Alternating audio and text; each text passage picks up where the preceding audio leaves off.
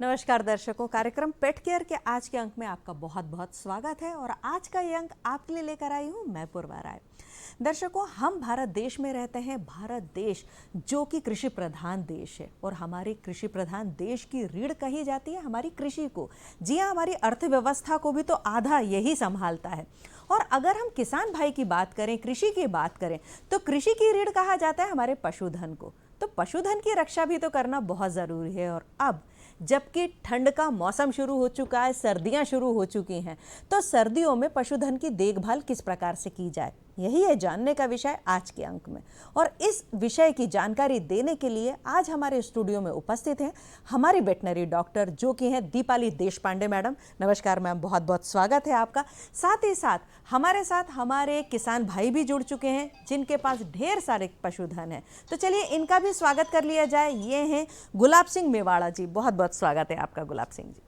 Doctor साहब, ये बताइए कि ठंड की शुरुआत हो चुकी है, सर्दियों के मौसम में हमारा जो पशुधन है उसकी देखभाल की जो प्रक्रिया है वो शुरुआत कैसे करनी चाहिए, क्या क्या होना चाहिए? 3 क्षेत्र हैं जिनमें हमें उनके ऊपर विशेष ध्यान देना है। एक तो उनका रहने का स्थान, खान पान और एक सामान्य सा प्रबंधन जी। इन तीनों चीज़ों पर हम आगे विस्तार से चर्चा करते ही रहेंगे।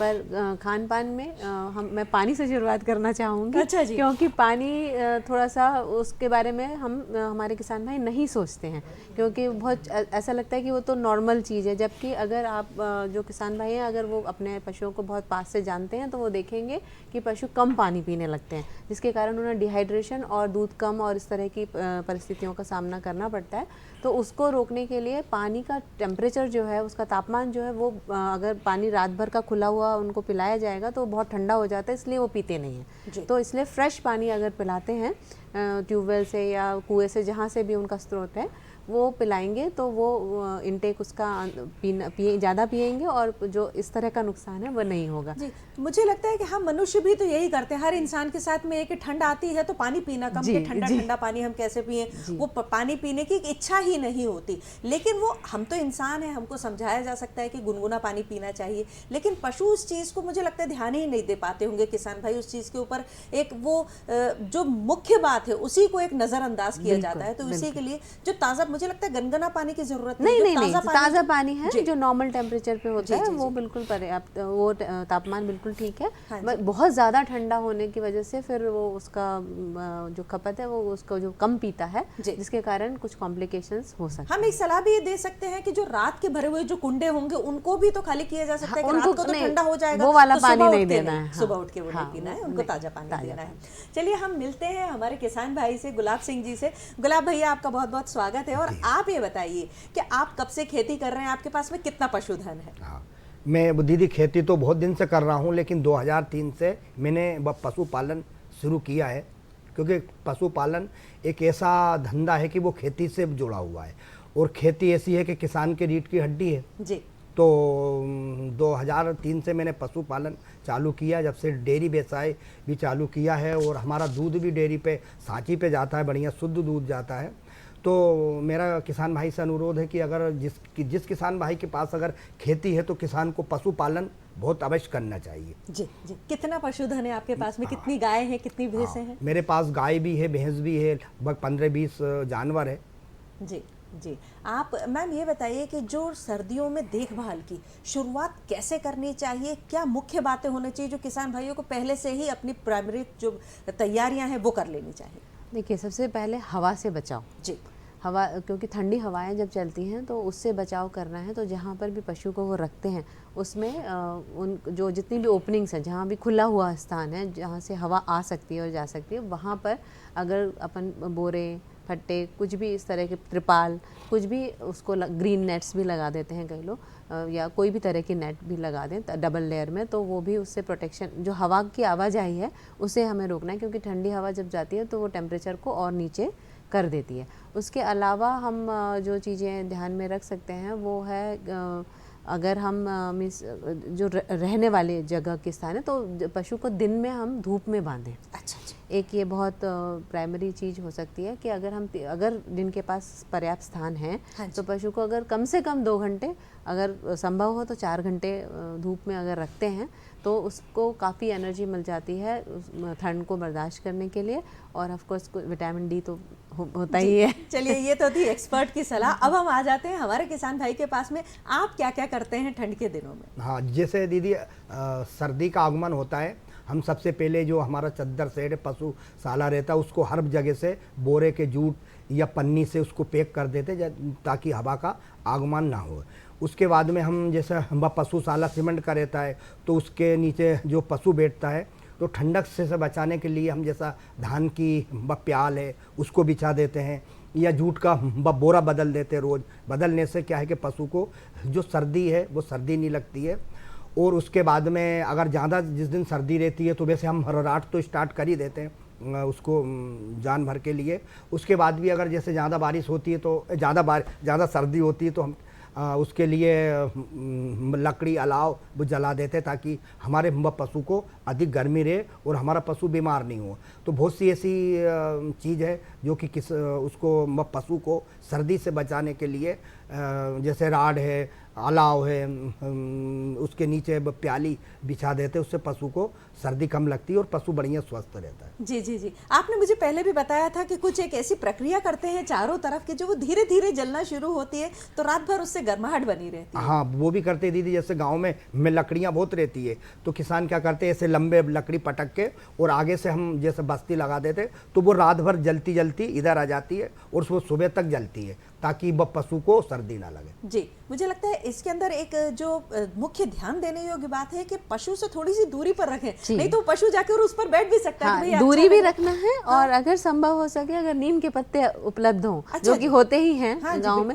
अगर उनको भी उसके साथ उस पे डाल दिया जाए तो वो डिसइंफेक्शन का भी काम करते हैं और मच्छर जो होंगे, बीमारियों से भी बचाव करेंगे। जी जी, बहुत तो इसको दोनों को साथ में किया जा सकेगा। मैडम, जो ठंड के दिन है, सर्दियां शुरू हो जाती हैं, बीमार होने का खतरा भी बहुत बढ़ जाता है। कौन कौन सी मुख्य बीमारी हमारे पशुधन को होती है? देखिए, बीमारी अगर ठंड से हम डायरेक्ट कहें तो वो हाइपोथर्मिया हो सकती है, जहाँ पर बहुत ज़्यादा ठंड है और पशु को एक्सपोजर हो गया, यानी पशु बहुत समय तक ठंडे में खुले में रह गया। अच्छा। कुछ और अगर उसकी इम्यूनिटी डाउन है, उसका प्रतिरोधक क्षमता कम है, जो कि अगर वो गाभिन है तब कम होगी, कभी कभी अगर वो किसी बीमारी से उभरी है तो कम होगी, छोटे जो बछड़े बछियाँ होती हैं उनकी भी इम्यूनिटी कम होती है। ऐसे केसेस में अगर हम उनको ज़्यादा ठंड में अगर वो एक्सपोज हो जाएं, ठंड में रह जाएं बाहर, तो उन्हें हाइपोथर्मिया हो सकता है। जैसे हम जानते हैं बुखार यानी हायर टेम्परेचर, हाइपोथर्मिया यानी लोअर टेम्परेचर, तो वो बहुत ज़्यादा खतरनाक हो सकता है और कभी कभी उससे डेथ भी हो सकती है। तो इसलिए प्रोटेक्शन ही बेटर है, क्योंकि अदरवाइज उसको ट्रीट करना कई बार एक लिमिट के बाहर अगर टेम्परेचर उससे 95 से कम हो जाए, इनका नॉर्मल टेम्परेचर 101 से 102 के बीच में रेंज करता है, अगर वो 95 के आसपास आ जाए तो फिर उसको रिकवर कराना बहुत मुश्किल होता है। तो इसलिए ये एक मुख्य कंडीशन हो सकती है। उसके अलावा इस मौसम में खुरपका मुंहपका भी देखी गई है, जिसका टीकाकरण ऑलरेडी चल रहा है। तो वो बीमारी से भी बचाव के लिए टीका ही सबसे बेस्ट है, क्योंकि उससे पशु ज़्यादा मरते नहीं हैं, लेकिन लॉन्ग टर्म के लिए वो अनुपयोगी हो जाते हैं, जो कि और भी सीरियस सिचुएशन हो जाती है किसान भाई के लिए। दर्शकों, हमारी चर्चा जारी रहेगी, आप कहीं मत जाइएगा, हम जल्द ही लौट कर आएंगे एक छोटे से ब्रेक के बाद। दर्शकों, ब्रेक के बाद आप सभी का एक बार फिर से बहुत बहुत स्वागत है। आज के अंक में हम चर्चा कर रहे हैं कि ठंड के दिनों में हमारे पशुधन की रक्षा किस प्रकार से की जाए, और इस चर्चा के लिए हमारे साथ उपस्थित है हमारी वेटनरी डॉक्टर जो कि दीपाली देशपांडे मैम। देशपांडे मैम, आपने बताया बीमारियां, मान लीजिए कि किसी को ठंड, हाइपोथर्मिया, जब आपने बोला है कि ठंड लग गई है, तो सबसे पहले किसान भाई को क्या प्रिकॉशन क्या लेना चाहिए? सबसे पहला उसका एक्शन क्या होना चाहिए? उसका सबसे पहला एक्शन तो यही होना चाहिए कि उसको जिस भी माध्यम से, चाहे गुनगुना पानी या हीटर्स, जैसे गुलाब भाई ने बताया कि हीटर यूज़ करते हैं, रॉड्स यूज़ करते हैं, या जो भी गर्माहट देने के लिए प्रक्रिया हो सकती है, तो जिसमें जनरली यही ऑप्शंस होते हैं कि या तो आप अलाव जलाएं या तो फिर आप वो करें कि लाइट के थ्रू मैंने रॉड्स के थ्रू हीट प्रोड्यूस करें, तो यानी उसको गर्म माहौल में रखते हैं। अगर दिन का टाइम है तो डायरेक्ट सन में भी रख सकते हैं और उसको लपेट के मैंने कुछ बोरे जूट, वो जो अपने ऑथेंटिक वाले पहले वाले जो बोरा जिसको हम कहते थे वो वाले इसमें उस जूट के बेसिकली उससे कवर करें जी, साधारण बोलचाल की भाषा में टाट पट्टी कह सकते हैं। हाँ, कि हम टाट किसान पट्टी, भाइयों को बिल्कुल। टाट तो पट्टी बिछा उसमें दें। आप जी। उसके ऊपर बिछा दीजिए, उसको नीचे भी जैसे पाली वगैरह नीचे भी बिछवा दीजिए, तो इससे जो नॉर्मल, फिर उसके बाद आप वेटनेरियन को अप्रोच करिए तो वो उसके हिसाब से फिर उसका इलाज शुरू करेगा, क्योंकि उसमें फिर कई बार डिहाइड्रेशन जैसी सिचुएशन भी होती है तो बोतलें भी चढ़ानी पड़ती है और बहुत सारा वो डिसाइड करेंगे कि उसका टेम्परेचर कितना है, उसके हिसाब से आगे की प्रक्रिया डिसाइड होती है। लाइफ सेविंग ड्रग्स भी देने पड़ते हैं कई बार। हाँ तो उतनी सीवियर होने पर यदि अगर उतना सीवियर नहीं है तो रिकवरी फास्टर हो सकती है। कहा जाता है कि ठंड शुरू हो गई है, हम मनुष्य भी ये करते हैं, कुछ स्पेशल खाने लगते हैं। तो चलिए गुलाब भैया से पूछवाते हैं कि गुलाब भैया जी आप ये बताइए कि उनके खान पान की व्यवस्था आप कैसे करते हैं? हाँ, जैसे सर्दी शुरू होती है तो खान पान में हम दीदी चेंजेस कर देते हैं। जैसे पहले अगर अपन ने आधा भूसा और आधा बरसिन जो जई का हरा चारा दिया तो उसकी मात्रा अपने को कम कर देना चाहिए। जैसे 3 मात्रा में भूसा दे दो और 1 मात्रा में हरा चारा दे दो। उसके बाद में सर्दी में पशु कमज़ोर हो जाता है तो उसके लिए मिनरल मिक्सर दे देते हैं। उसके बाद में हर हफ्ते में गुड़, जैसे अगर पशु बड़ा है तो उसको कम से कम 500 ग्राम गुड़ देना पड़ता है और छोटा पशु है तो उसको 100 ग्राम उससे लेके 50 ग्राम वो देना पड़ता है। उसके बाद में जैसा मेरे पास ऑयल मिल है तो हमारे पास सरसों का तेल भी अधिक रहता है, तो जो हल्का वाला तेल निकलता है उसको हम पशु को जैसे पशु बड़ा है तो उसको 500 ग्राम, अगर छोटा पशु है तो वही 50 और 100 ग्राम देते, ताकि उसको पशु की इम्यूनिटी बढ़ती रहती और पशु बीमार नहीं होता है। अगर सर्दी में हम सही से पशु की देखभाल करते रहते हैं तो उससे अपना पशु बीमार भी नहीं होता है और जो दूध की कैटेगरी रहती वो भी कम नहीं होती है, वो बराबर दूध में चलता रहता है। और उसके बाद में जैसे सरसों की खली की मात्रा भी बढ़ा देते हैं, हरा चारा की मात्रा कम कर देते हैं। सर्दी में पशु की विशेष देखभाल करने से पशु बीमार भी नहीं होगा और जो अपना समय से दूध दे रहा है वो दूध की मात्रा भी कम नहीं होगी। जी, आपने बात में बताया मिनरल मिक्सचर, वो आप कैसे बनाते हैं? हाँ दीदी, मिनरल मिक्सर बनाने के लिए जैसा खाने वाला जो सोडा रहता है, मीठा सोडा बोलते हैं, उसको अगर जैसी भी मात्रा में बनाना अपने कम ज़्यादा उस हिसाब से लिया जाता। जैसे अजोला है, अजोला की मात्रा भी ले लो कुछ। उसके बाद में एक अपने को जैसा गांव में मुनगा का पेड़ रहता, मुनगे की जो पत्ती रहती है उसमें बहुत मिनरल रहते और बहुत मात्रा में मतलब ताकतवर रहता, उसका पाउडर बना लो। और मीठा सोडा पाउडर और सोंधा नमक, काला नमक सबकी बराबर मात्रा लेके उसको एक बढ़िया या भगोना या तसला में उसको मिक्स कर लो। और मिक्स करने के बाद में प्रतिदिन उसको 2 घंटा धूप में रख दो, तो धूप से में भी उसकी मात्रा की जो इम्यूनिटी बढ़ जाती है। और जैसे पशु अगर बड़ा पशु है तो 50 ग्राम और छोटा पशु है तो 10 ग्राम, उसको बस मिनरल मिक्सर को मतलब दाने में नहीं डालना चाहिए। जैसे पशु की सांदी कर दी, उसके आगे ऊपर से भुरकाव कर दो तो आराम से पशु चाव से खाएगा और वो उसकी इम्यूनिटी कमजोर नहीं होगी। यहाँ मैं एक चीज जोड़ना चाहूँगी कि ये एक्चुअली मिनरल मिक्सचर नहीं बना, ये एक्चुअली एक सप्लीमेंट बन गया, ठीक है, जो कि बहुत अच्छा है। हाँ जी। और उसमें मिनरल्स भी हैं। अगर इसमें हम और मीन्स मिनरल्स को में रिच करना चाहते हैं इसमें, तो एलोवेरा आपने सुना होगा, बहुत वो बहुत ज़्यादा रिच है मिनरल्स में। और वो उसमें एंटीऑक्सीडेंट प्रॉपर्टीज भी हैं। तो यदि हम उसको भी उसमें ऐड कर दें तो जो इन्होंने सप्लीमेंट बनाया है उसमें फ्रेश उसको भी ऐड कर दें, 3-4 टुकड़े एक इसमें, तो आई थिंक ये इनका जो वो है कंप्लीट सप्लीमेंट बन जाएगा। हाँ जी। तो दवाई भी क्या मिला सकते हैं? हाँ जी, मिनरल मिक्सचर्स मार्केट में भी, क्योंकि जो अभी इन्होंने कॉम्बिनेशन बताया इसमें ना माइक्रो मिनरल्स थोड़े डेफिशिएंट हो सकते हैं, तो वो आप हमें मार्केट में रेडीमेड मिनरल मिक्सचर अवेलेबल होते हैं। मात्रा कितनी होनी चाहिए? उनकी मात्रा वैसे तो जब हम हमारे पास ये सब कुछ नहीं होता, जैसे इन्होंने ये कॉम्बिनेशन बनाया है, अगर वो सभी के पास सभी चीज़ें उपलब्ध हो ऐसा नहीं होता है, तो तब हम उसको 30 ग्राम रिकमेंड करते हैं एक नॉर्मल वेट के एनिमल में, यानी 300-350 किलो। और दूध भी जिसका नॉर्मल है 10 किलो या उससे कम, 10 लीटर या उससे कम, या उससे ज़्यादा होगा तो फिर आपको उसकी मात्रा बढ़ानी पड़ती है, तो 50 50 ग्राम 75 ग्राम तक भी जाते हैं। पर जैसे अगर ये सप्लीमेंट बनाया है तो इसके साथ में अगर हम 15-20 ग्राम भी वो ऐड करेंगे तो वो पूरा एक complete mineral mixture along with supplement बन जाएगा। जी, आपने बताया था कि आप देते हैं ये सरसों का तेल, तो मैम आप ये बताइए कि कितनी मात्रा में, क्या सभी पशुओं को एक मात्रा में ही पिला देनी चाहिए? नहीं, कितना नहीं, फायदेमंद कितना? नहीं, एक्चुअली क्या है कि सरसों का तेल एक फैट और एनर्जी का सोर्स है। जी, और जैसे हम बात करते हैं साइंटिफिक भाषा में कि पॉजिटिव एनर्जी में अगर पशु रहता है तो उसको बीमारियां कम होंगी क्योंकि उसकी इम्यूनिटी हायर रहेगी। जब भी तो गुड़ का भी यही पर्पस होता है कि उसको पॉजिटिव एनर्जी बैलेंस में रखना। तो अभी हम इसमें डबल फ़ायदा है, ऑयल जब हम देते हैं तो फिर आपको फैट भी अवेलेबल होता है और साथ में एनर्जी तो ऑफकोर्स है ही। तो फैट के थ्रू एनर्जी है, गुड़ में कार्बोहाइड्रेट के थ्रू एनर्जी है। अच्छा। एनर्जी दोनों से ही है। जी। तो इसलिए मात्रा जो है एक्चुअली दूध में कितना है पशु उसके हिसाब से और वेट के हिसाब से डिसाइड होगी। अगर सभी को एक सा करेंगे तो वो इंडाइजेशन वाले फेज में चला जाएगा, उनको डायरिया हो सकता है, उनको अपच हो सकता है। तो उसकी मात्रा उनके दूध देने की कैपेसिटी और साथ में उनका वजन उसके हिसाब से डिसाइड होगी। तो मैक्सिमम 500 रिकमेंडेड है, 500 लीटर्स। पर जैसे छोटे पशु हैं उनमें तो 50 लीटर 25 लीटर या उससे भी मैंने उसके आसपास ही दिया जाना और गुड़ की मात्रा भी कुछ निश्चित करनी इसी पड़ती है? वो भी इसी तरह से जाएगी। अच्छा जी, वो भी इसी तरह से जाएगी कि वेट के हिसाब से। ठीक है। तो हैवी वेट एनिमल होते हैं जो और जो अच्छा दूध दे रहे होते हैं उनमें आप 500 ग्राम्स तक भी दे सकते हैं।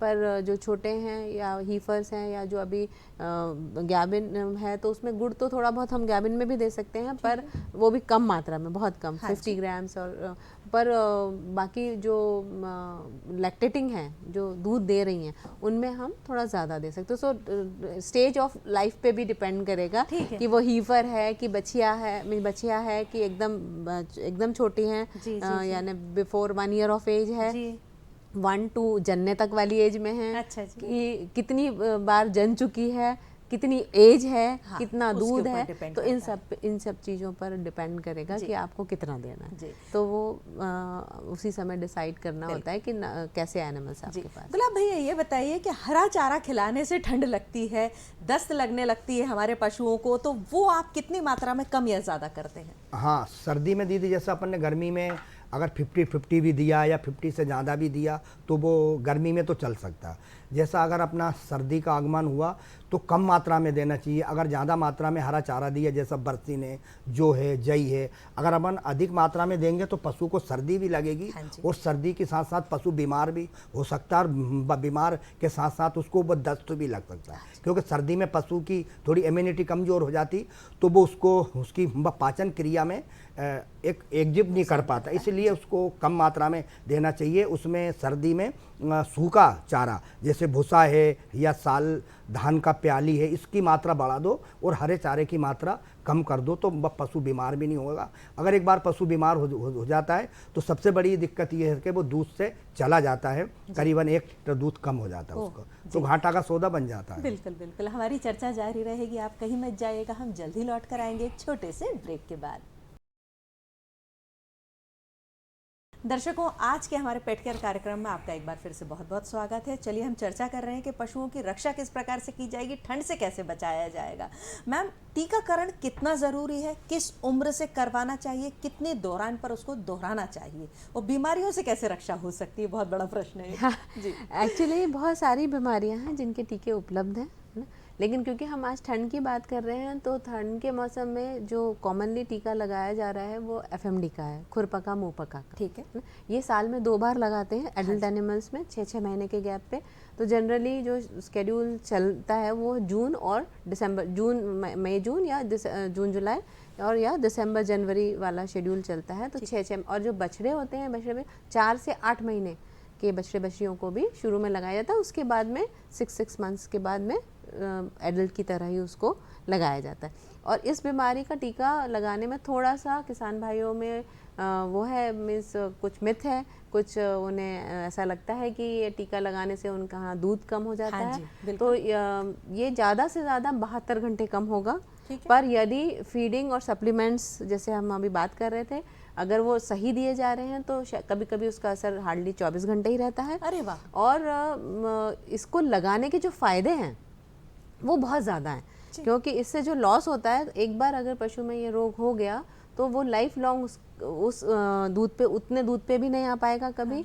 उसकी कंसेप्शन पावर, उसका प्रजनन क्षमता और उसकी ओवरऑल जो स्वास्थ्य है उस पर असर पड़ता है, और वो आपके लिए कई बार पूरी तरह अनुपयोगी भी हो जाता है। तो उस इन सबको रोकने के लिए लंबी जो परेशानियां हैं उनसे बचने के लिए अगर 1-2 दिन का नुकसान झेल लिया जाए तो और उसके लिए टैगिंग भी करते हैं। तो टैगिंग के लिए भी कई लोगों में, हमारे किसान भाइयों में बहुत ज्यादा वो है, हाँ, अप्रीहेंशन है कि भैया नहीं, हमें ये उस कान ऐसे हो जाते हैं, वो जैसे हम कान की बाली पहनते हैं उस तरह का है। उन्हें कोई ऐसे मेजर पेन के थ्रू नहीं जाना पड़ता है उसके लिए, और उससे बाद में एक बार लगने के बाद उन्हें कोई उसकी पेन या उसकी इंजरी ऐसा कुछ नहीं होता है। पर ये टैगिंग से, अगर क्योंकि ये राष्ट्रव्यापी प्रोग्राम है, तो बिना टैगिंग के इसकी सक्सेस पता कर पाना संभव नहीं हो पाएगा। जी गुलाब भैया, ये तो हमें पता ही है कि आप जागरूक किसान हैं और आपने अपने सारे पशुओं को जो टीकाकरण है वो भी लगवा, लेकिन जब आप एक FPO, आपकी जो एक संस्था है वो चलाते हैं, आप लोगों को भी जागरूक करते हैं, उसके लिए आप क्या करते हैं? हाँ दीदी, मेरा FPO है, उसमें मैंने क्या किया कि सबसे ज़्यादा तो जो हमारी महिला है, आजीविका स्वयं सहायता समूह से जुड़ी है, उनको सबसे ज़्यादा जोड़ी है मैंने, और उनको किसान को भी जोड़ा है, ताकि हमारा किसान पशुपालन करके खेती को लाभ का धंधा बनाए। तो हमने FPO के द्वारा हमने कुछ किसानों को लोन भी दिलवा के पशुपालन करा रहे हैं। और उसके बाद में एक रिलायंस कंपनी से भी जुड़ा हूँ। तो हम क्या करते हैं दीदी, साल में 2 बार पशु कैंप लगाते हैं। पशु कैंप FPO के द्वारा हम जितने भी हमारे पशुपालक है, कुछ हमारे पास के गांव हैं, उन गांव में हम व्हाट्सएप के थ्रू या कुछ ऐसे संदेश के थ्रू उनको हम सूचना कर देते हैं कि हम इतनी तारीख को हमारे रिलायंस कंपनी और हमारा FPO के द्वारा हम एक कैंप का आयोजन कर रहे हैं। तो उसमें हमारे शासन के द्वारा जो डॉक्टर साहब है वो डॉक्टर साहब आते हैं, पर बाकी हम उनको जितने भी हमारे किसान भाई है पशुपालक, उनको हम फ्री इलाज, अगर कोई भी उनका पशु हिट पे नहीं आ रहा है उसका इलाज, या कोई हमारी अभी आदरणीय दीदी ने बताया कि खुरपका मुँह पका वाले ये हो जाते हैं, तो इसके भी लिए भी हम गांव में जाके जागरूकता अभियान चलाते कि किसान भाई को अगर हमारे डॉक्टर साहब या हमारे शासन के द्वारा फ्री अगर इलाज या इंजेक्शन टीकाकरण हो रहा तो आप मने मत करो, कोई भी दिक्कत हो तो हम हमारे डॉक्टर को इतला कर सकते। बाकी हमारे किसान भाई को बहुत अच्छी बात है। ये हमारी सार्थक चर्चा रही आज की, और बहुत अच्छा विषय है, बहुत ब्रॉड विषय है। अगले अंक में फिर कभी होगा तो हम आपको और जानकारियां देंगे। हमारे साथ उपस्थित हमारी वेटनरी डॉक्टर मैडम, आपका बहुत बहुत धन्यवाद, और गुलाब सिंह भैया आपका भी बहुत बहुत धन्यवाद। दर्शकों, अगले अंक में एक अलग ब्रीड, एक अलग पशु पक्षी के विषय में जानकारियां लेकर संजोकर हम फिर उपस्थित होंगे हर शनिवार को शाम 6 बजे। आप हमारा कार्यक्रम पेट केयर देखना मत भूलिएगा। तब तक के लिए मुझे आज्ञा दीजिए, नमस्कार।